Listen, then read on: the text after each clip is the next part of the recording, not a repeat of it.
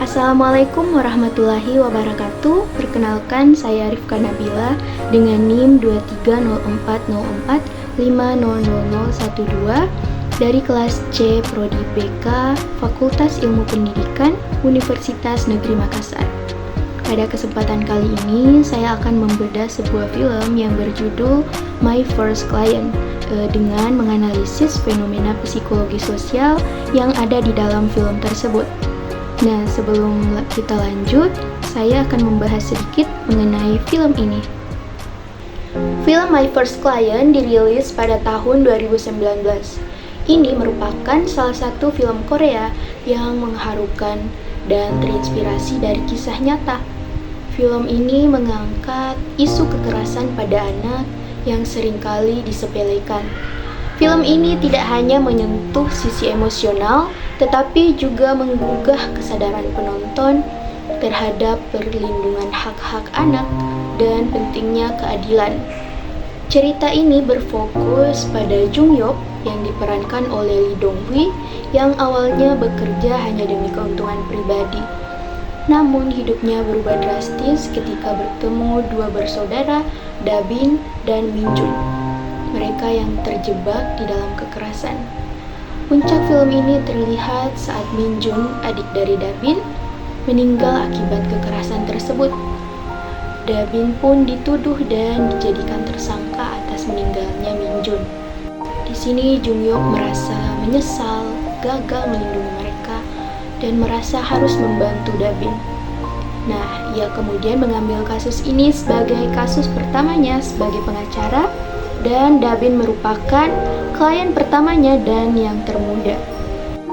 Film ini berhasil mengajak penontonnya untuk merenungkan bagaimana sistem hukum yang terkadang gagal melindungi mereka yang paling rentan, khususnya anak-anak. Film My First Client ini tidak hanya sekedar menghibur, tetapi juga penuh makna dan pelajaran hidup.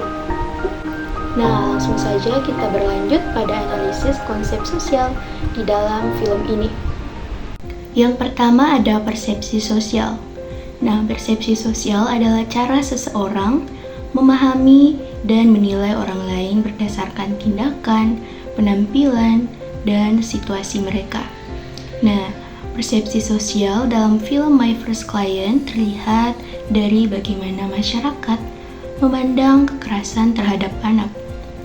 Banyak yang menganggapnya sebagai urusan pribadi keluarga, sehingga sering diabaikan atau dianggap normal. Nah, persepsi sosial juga terlihat pada saat Da Bin dituduh sebagai pelaku pembunuhan pada adiknya.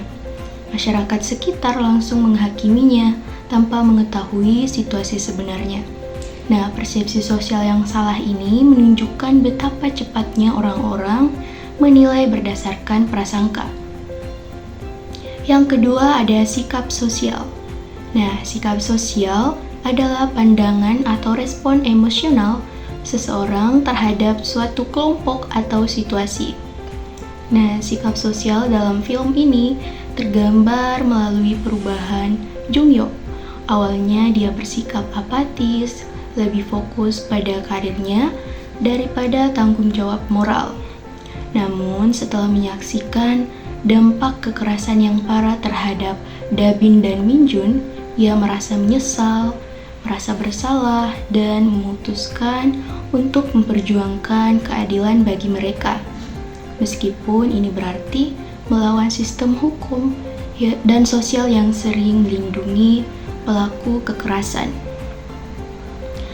Sikap sosial masyarakat juga terlihat apatis terhadap kasus ini, terutama karena menganggap kekerasan dalam rumah tangga adalah urusan pribadi keluarga. Yang ketiga ada konformitas. Konformitas adalah kecenderungan seseorang untuk menyesuaikan perilaku atau sikap mereka dengan norma kelompok. Film My First Client juga menyoroti konformitas, terutama dalam konteks lingkungan sosial yang membiarkan kekerasan terjadi. Tetangga dan orang-orang di sekitar Da Bin dan Min Jun ini cenderung diam dan tidak campur tangan. baik karena takut atau merasa bahwa itu bukan urusan mereka. Hal ini menunjukkan bagaimana tekanan sosial dapat membuat individu enggan untuk melawan ketidakadilan. Pihak berwenang termasuk polisi dan layanan sosial juga menunjukkan konformitas dengan sistem yang korup dan tidak responsif. Mereka memilih untuk tidak memproses laporan Dabin karena itu dianggap merepotkan. Yang keempat ada kelompok. Nah, konsep kelompok mengacu pada interaksi sosial di antara individu yang memiliki tujuan atau hubungan bersama. Nah, kelompok di dalam film My First Client terlihat pada adegan di mana Jung-yo berusaha membela Dabin. Ia membangun sebuah kelompok kecil yang membantu dan mendukungnya mencari bukti-bukti bahwa Dabin merupakan korban kekerasan, bukan pelaku pembunuhan terhadap adiknya. Nah, adapun Dabin dan Minjun yang saling mendukung dan menjadi pelindung satu sama lain dalam menghadapi kekerasan yang mereka alami. Nah, kelompok keluarga mereka meskipun disfungsional menjadi konteks di mana hubungan mereka terlihat paling kuat. Mereka saling berbagi penderitaan dan menunjukkan solidaritas dalam menghadapi kekerasan. Yang kelima ada identitas, konsep diri, dan harga diri. Ini berkaitan dengan bagaimana seseorang memandang dirinya sendiri dan merasa dihargai. Nah, identitas dapat dilihat pada karakter Dabin sebagai anak yang berhak mendapatkan perlindungan, namun seringkali diabaikan oleh orang dewasa di sekitarnya. Hal ini membuatnya merasa kehilangan identitas sebagai anak yang layak mendapatkan keadilan. Selanjutnya ada konsep diri. Nah, konsep diri terlihat ketika karakter Dabin dituduh sebagai pelaku pembunuhan adiknya. Tuduhan ini menghancurkan konsep dirinya sebagai kakak pelindung. Ia menganggap kekerasan itu terjadi karena ia tidak cukup baik dan merasa bersalah atas kematian Minjun, meskipun sebenarnya ia juga adalah korban. Nah, yang terakhir ada harga diri. Harga diri ini terlihat pada karakter Jung-yo yang memilih untuk meninggalkan pekerjaannya di firma hukum besar demi membela Dabin.